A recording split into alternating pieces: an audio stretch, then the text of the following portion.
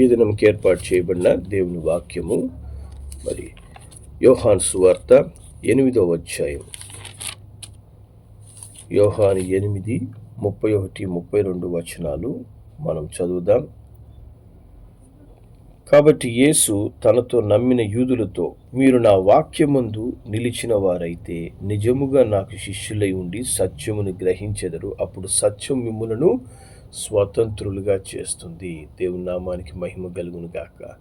కాబట్టి దేవుని వాక్యము మనలను స్వతంత్రులుగా చేస్తుంది. వాక్యం అనే సత్యాన్ని, వాక్యంలో ఉన్నటువంటి సత్యాన్ని మనము ఉన్నట్టుగా మొట్టమొదట ఎప్పుడైతే నమ్ముతామో ఆ వాక్యం ద్వారా మనం స్వతంత్రతను పొందుకుంటామని మనము వాక్యాన్ని ధ్యానిస్తూ వెళ్తూ ఉన్నాం. మరి ఆ వాక్యము ద్వారా మనము జన్మించాము అని యాకోబు రాసిన పత్రిక 1వ అధ్యాయము 18వ వచనము తెలియజేస్తుంది. మరి దేవుని బిడ్డలైన మనము ఆ వాక్యమును ఎప్పుడు ధ్యానించాలి అని మనం గమనిస్తే 1 పేతురు 2వ అధ్యాయము, 1 పేతురు 2వ అధ్యాయము మొదటి 3 వచనాలు దేవుని వాక్యం ఈ విధంగా చెప్తుంది. ప్రభువు దయాళుడని మీరు రుచి చూచి ఉన్న ఎడల సమస్తమైన దుష్టత్వమును, సమస్తమైన కపటమును, వేషధారణ, అసూయ, సమస్త దూషణ మాటలు మాని కొత్తగా జన్మించిన శిశువులను పోలిన వారై నిర్మలమైన వాక్యమనే పాల వలన రక్షణ విషయములో ఎదుగు నిమిత్తం ఆ పాలను ఆపేక్షించుడి. హల్లెలూయా. దేవుని నామానికి మహిమ కలుగును గాక. కాబట్టి మరి ఆ స్వాతంత్రములో, ఆ వాక్యము ద్వారా నువ్వు స్వతంత్రత లేదా నూతన జన్మ అనుభవాన్ని అనుభవించిన తరువాత మనం ఏం చేయాలంట? ప్రతి విధమైన దుష్టత్వాన్ని, కపటమైన మోసపూరితమైన జీవితాలను, వేషధారణను, అసూయ, మరి వ్యర్థమైన దూషణ మాటలు మానేసి కొత్తగా జన్మించిన శిశువులు ఏ విధంగా మరి పాలు తాగుటకు తప్పిస్తారో అదేవిధంగా నిర్మలమైన వాక్యమనే పాల వలన మనం ఏం చేయాలంట? రక్షణ విషయంలో ఎదిగేందుకు దానిని ఆపేక్షించాలి. దేవుని నామానికి మహిమ కలుగును గాక. నీ రక్షణలో నువ్వు ఎదగాలి అంటే, నువ్వు పొందుకున్న రక్షణలో నువ్వు స్థిరంగా నిలబడాలి అంటే వాక్యం అనే పాలును నువ్వు ఆపేక్షించాలి. వాక్యం అనే పాలను నువ్వు తాగుతూనే ఉండాలి.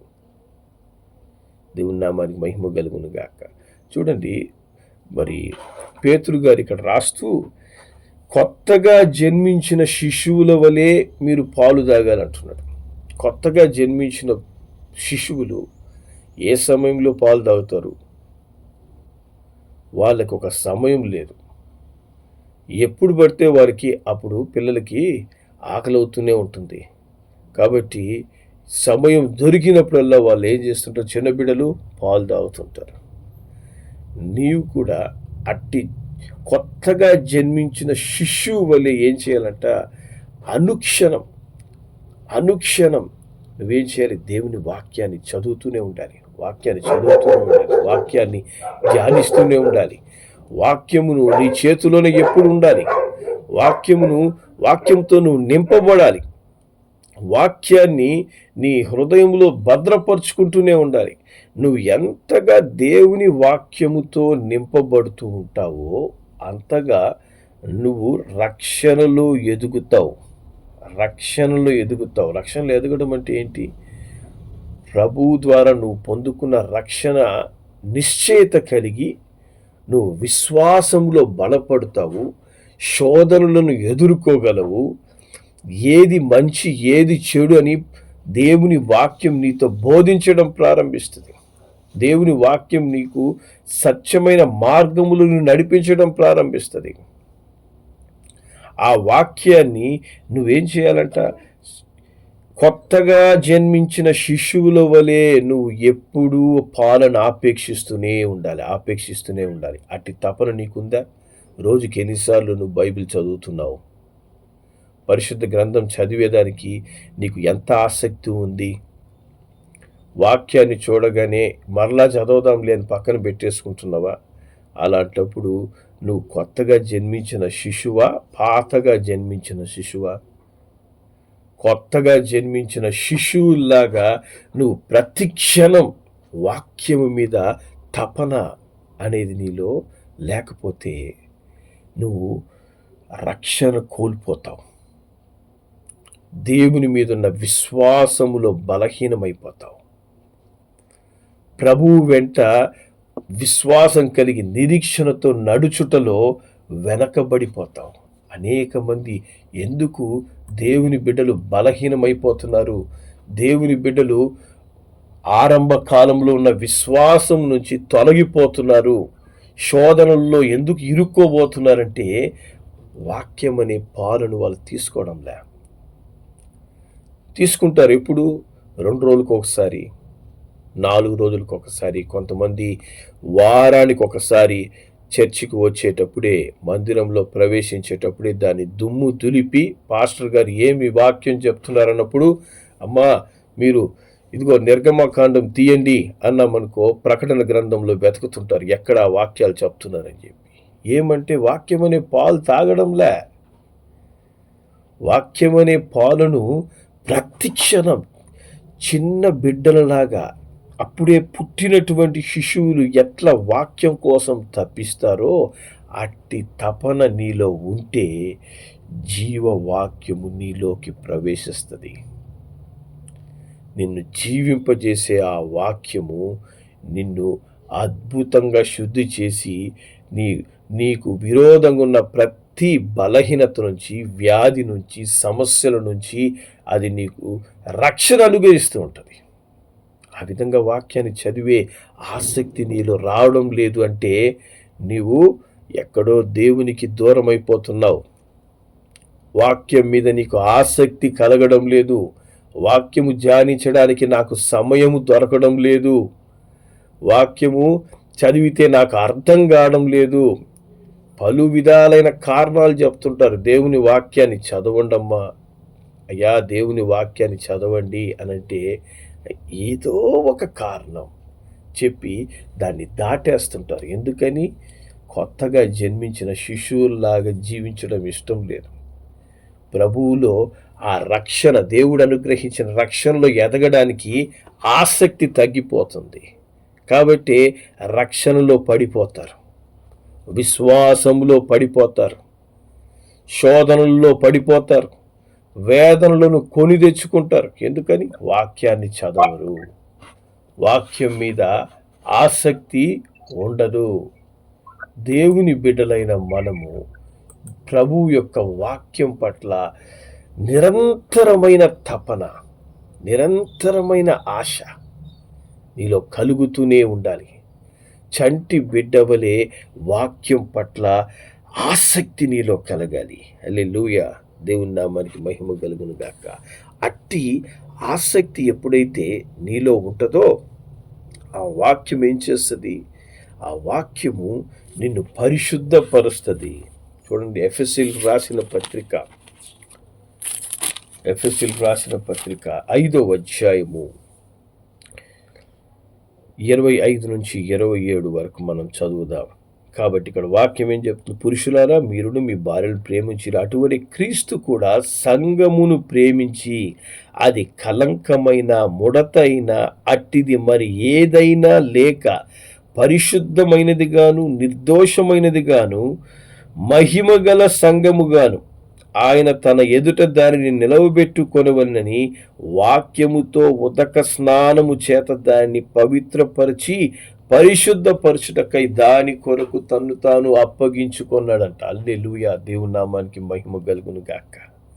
కాబట్టి దేవుని వాక్యాన్ని మరి కొత్తగా జన్మించిన శిశువు వలె నువ్వు ఎప్పుడైతే ఆశతో, ఎప్పుడు నీకు సమయం దొరికినా నేను బైబిల్ చదవాలి, వాక్యాన్ని ధ్యానించాలి అనే తపన ఎప్పుడైతే నీలో ఉంటుందో దేవుని వాక్యం ఏం చేస్తుందట?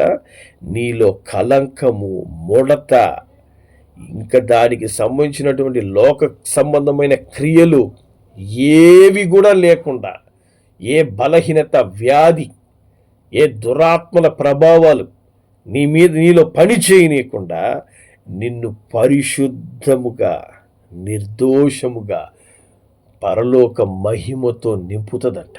హల్లెలూయా. అట్టి పరిశుద్ధత మనలో ఉందా? ఆ పరిశుద్ధతతో నింపబడి ఉన్నావా? నీ ఆలోచనలు పరిశుద్ధంగా ఉన్నాయా? నీ క్రియలు పరిశుద్ధంగా ఉన్నాయా?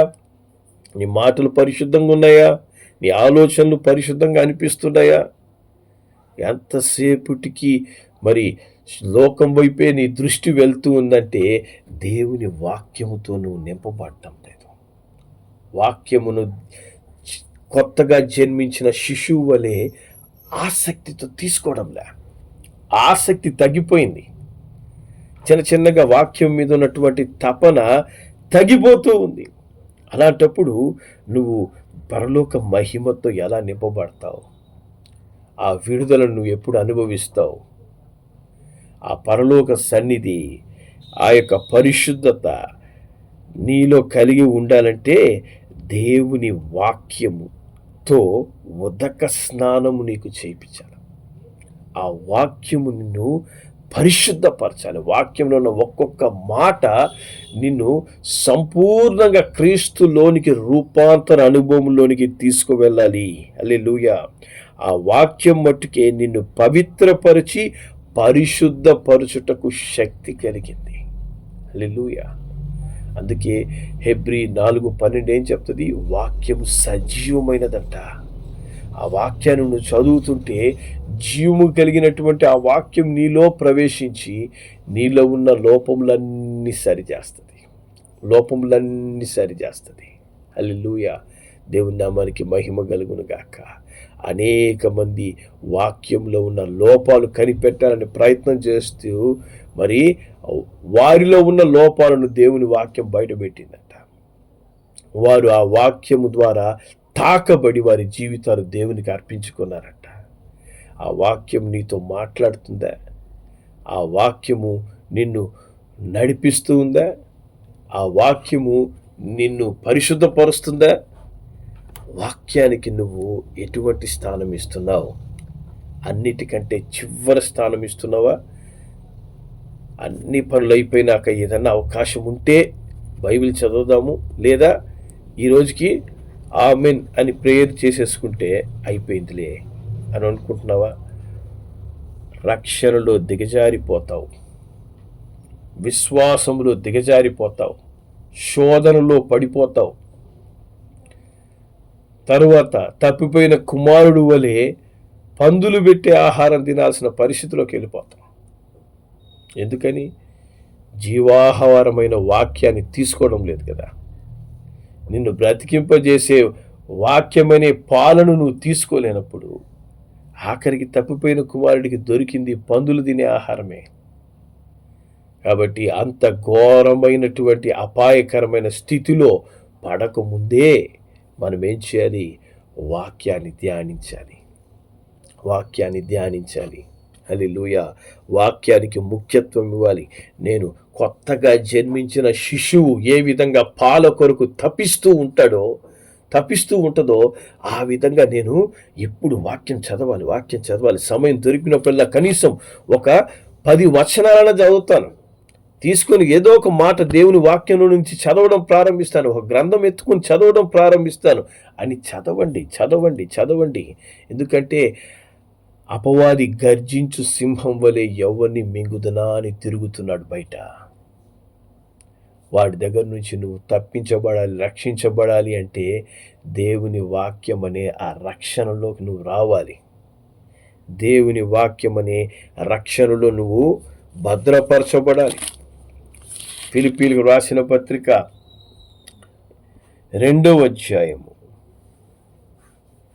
14-16 వచనాలు మనము చదివితే దేవుని వాక్యం ఈ విధంగా చెప్తుంది. మీరు మూర్ఖమైన వక్ర జనము మధ్య నిరపరాధులను నిష్కలంకులను అన్నింజునునైన దేవుని కుమారులగునట్లు సనుగులను సంశయములను మాని సమస్త కార్యములు చేయుడి. అట్టి జనం మధ్య మీరు జీవవాక్యాన్ని చేతబట్టుకొని లోకమందు జ్యోతుల వలె కనబడుచున్నారు. అందువలన నేను వ్యర్థంగా పరిగెత్తలేదనియు నేను పడిన కష్టము నిష్ప్రయోజనము కాలేదనియు క్రీస్తు దినమున నాకు అతిశయము కలుగును.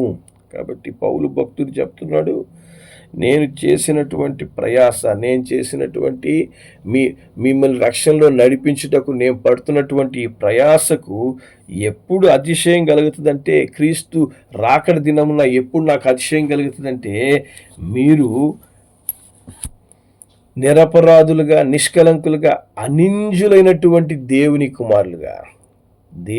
కుమారులుగా ఏ లోపము, ఏ పాపము, ఏ యొక్క లోకానుసారమైన క్రియలు మీరు కనబడకుండా, లోకంలో మనుషులు ఆచరించే ఆచారాలు, పద్ధతులు, ఈ యొక్క క్రియలు ఇవన్నీ మీలో లేకుండా ఏ రక్షణ అనుభవంలో నువ్వు నిలబడ్డావో ఆ రక్షణ కారణమైన జీవవాక్యాన్ని మీరు చేతిలో పట్టుకొని లోకంలో మరి వక్రజనం, మూర్ఖజనం, పాపంతో నింపబడిన జనం మధ్యలో జ్యోతుల వలె మీరు పరిశుద్ధంగా నిలబడితే దాన్ని బట్టి దైవజనునికి అతిశయం. అంతేగాని ప్రతిదినం నేను వాక్యం విన్నాను, వాక్యం మర్చిపోయాను, వాక్యం వినడానికి మందిరానికి వస్తాను, వాక్యాన్ని మర్చిపోతాను, బైబిల్ చదవడం నాకు సమయం లేదు, నా జీవితము మారడానికి నేను అవకాశం ఇవ్వను అనుకుంటే మిమ్మల్ని బట్టి దైవజనునికి అతిశయం ఎక్కడ కలుగుతుంది? దేవునికి అతిశయం ఎక్కడ కలుగుతుంది? దేవునికి మహిమ కలిగించే జీవితం మనం జీవించలేనప్పుడు మనం రక్షణ పొందుకొని వ్యర్థం. పొందుకున్న రక్షణను కోల్పోవడానికి దేవుని వాక్యాన్ని ధ్యానించనీయకుండా దుష్టుడు ఆటంకపరుస్తూ ఉంటాడు. కాబట్టి దేవుని వాక్యముతో మనము నింపబడుతూ ఉండాలి. కొన్ని ఇళ్లల్లో కనీసం ఇంట్లో ఎక్కడ కూడా దేవుని వాక్యము కూడా ఎక్కడ కనపడదు. బైబిల్ ఎక్కడో లోపల దాచిపెట్టేసి ఉంటారు, వాక్యము ఎక్కడా కనపడదు. చూడండి, దేవుని వాక్యం చెప్తుంది. మరి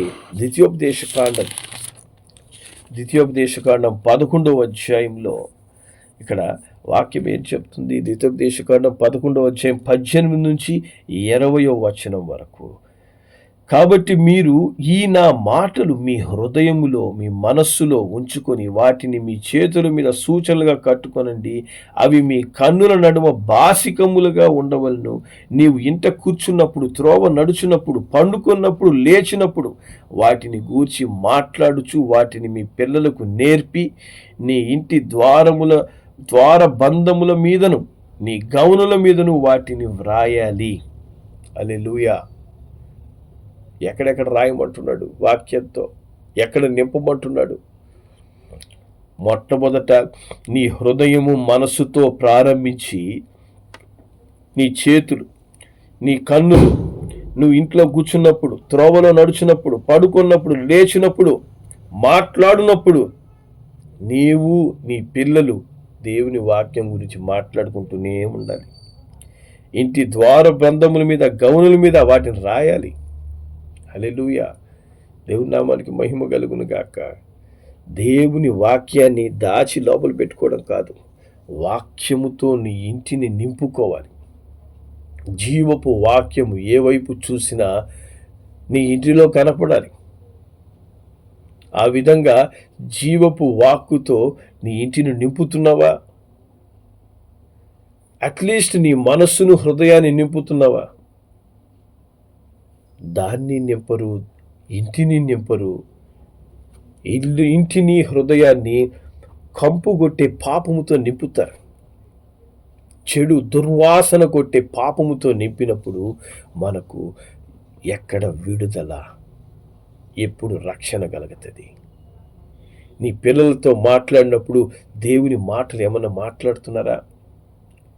దేవుని గురించిన వాక్కులు 1-2 బిడ్డలతో మాట్లాడి, అయ్యా వాక్యంలో ఈ విధంగా చెప్తుంది బాబు, నైనా ఈ విధమైన దేవుని వాక్యము నువ్వు తెలుసుకోవాలి అని పిల్లలతో ఏమన్నా నేర్పుతున్నారా? సమయం ఉండదు, మనకు సమయమే అసలు దొరకదు, అంత బిజీ. ప్రపంచాన్ని పరిపాలించే చక్రవర్తులం అయిపోతాం. కాబట్టి మనకు సమయం దొరకదు. జాగ్రత్త.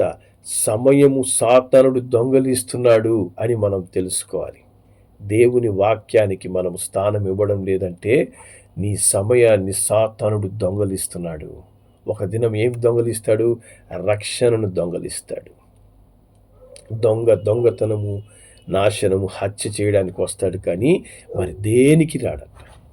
కాబట్టి దేవుని వాక్యాన్ని నువ్వు ధ్యానించేవాడిగా, నీ హృదయంలో నింపుకునేవాడిగా, నీ ప్రతి స్థలములో దేవుని వాక్యంతో నింపుకునే అనుభవాల్లో, నీ బిడ్డలతో నువ్వు వాక్యాన్ని నేర్పే అనుభవంలో నువ్వు ఉండకపోతే దుష్టుడు ఏదో ఒక విధంగా మిమ్మల్ని శోధించినప్పుడు, మిమ్మల్ని తాకినప్పుడు బలహీనులుగా ఉన్న మీరు ఖచ్చితంగా పడిపోవడానికి అవకాశం ఉంది. నేను బలవంతుణ్ణి అనుకున్న సంసోను పడిపోయాడు. దేవుని హృదయానుసారి అన్నటువంటి దావీదు ఇంకొక స్త్రీకి తన హృదయాన్ని ఇచ్చేసేసాడు. జాగ్రత్త. నేను ఎంతో బలం కలిగిన దాన్ని అనుకున్నావా? అది అపవాది తంత్రము. దేవుని వాక్యము లేకుండా ఎవ్వడు బలవంతులు కాలేడు. పౌలు అంటాడు, నన్ను బలపరచు క్రీస్తు ద్వారా. నన్ను బలపరచాలంటే క్రీస్తే నన్ను బలపరచాలి. క్రీస్తు అనగా వాక్యం, దేవుని వాక్యం. దేవుని వాక్యానికి నువ్వు ఎంత నీ జీవితంలో ముఖ్యత్వం ఇచ్చి కొత్తగా జన్మించిన శిశువు వలె దేవుని వాక్యాన్ని చదవకుండా ఉంటావో అంతగా శ్రమ, శోధనలో ఇరుక్కుంటూ ఉంటావు. దేవుని వాక్యాన్ని చదవండి. దేవుని వాక్యాన్ని మరలా ధ్యానించండి. అర్థం కాకపోతే ప్రభువుని అడగండి, దేవా ఈ వాక్యం నాకు అర్థం కావడం లేదు, ఈ వాక్యం అర్థం చేసుకునేందుకు పరిశుద్ధాత్మల సహాయం చెయ్యి అని పరిశుద్ధాత్మ సహాయాన్ని అడగండి. మరి అప్పటికీ అర్థం కాకపోతే మీకు తెలిసిన వాక్యం గురించిన పట్టు ఉన్న వాళ్ళని అడగండి, లేదా మీ దైవజనులతో ప్రశ్నించండి, అడిగి తెలుసుకోండి. వాక్యాన్ని చదవడం నేర్చుకోండి. వాక్యము ఎంతగా నువ్వు ధ్యానిస్తావో అంతగా నీ జీవితంలో విడుదల, నీ కుటుంబంలో సమాధానం, దేవుని రక్షణ మీ కుటుంబాల్లో నిలుస్తుంది. ప్రార్థన చేద్దాం. పరిశుద్ధుడైన మా తండ్రి, నీకు వందనాలు, స్తోత్రములు చెల్లిస్తున్నామయ్యా. ఇదిగో తండ్రి, కొత్తగా జన్మించిన శిశువులు పాల నిమిత్తము తప్పించినట్లు మేము వాక్యము నిమిత్తము దేవుని వాక్యాన్ని ధ్యానించాలనే తపన మాలో ఇప్పటి నుంచి కలగచేయండి. మా జీవితాలు ఇప్పటి నుంచి కలగజేయండి అయ్యా. ఏ సమయం దొరికినా కూడా కొంచెమన్నా దేవుని వాక్యాన్ని చదువుతాం. మనుషులనైనా సమయం దొరికితే సెల్ ఫోన్లో వెళ్ళిపోతున్నారు. కొంతసేపు సెల్ ఫోన్ చూస్తాం. అయినా అట్టి ఆలోచనలు, దుష్టుని తంత్రములు దూరపరచండి. దేవుని వాక్యాన్ని చదివేందుకు, వాక్యాన్ని ధ్యానించేందుకు, వాక్యం ద్వారా మా జీవితాలు కట్టుకునేందుకు మాకు సహాయం చేయండి. మమ్మల్ని పరిశుద్ధపరచండి నాయన, పవిత్రపరచండి. ఈ యొక్క అపవిత్రమైన లోకంలో పరిశుద్ధంగా జీవించడం నేర్పించమని మీ చేతికి మా జీవితాలను అప్పగించుకుంటూ యేసు నామములో ప్రార్థిస్తున్నాను తండ్రి. ఆమేన్.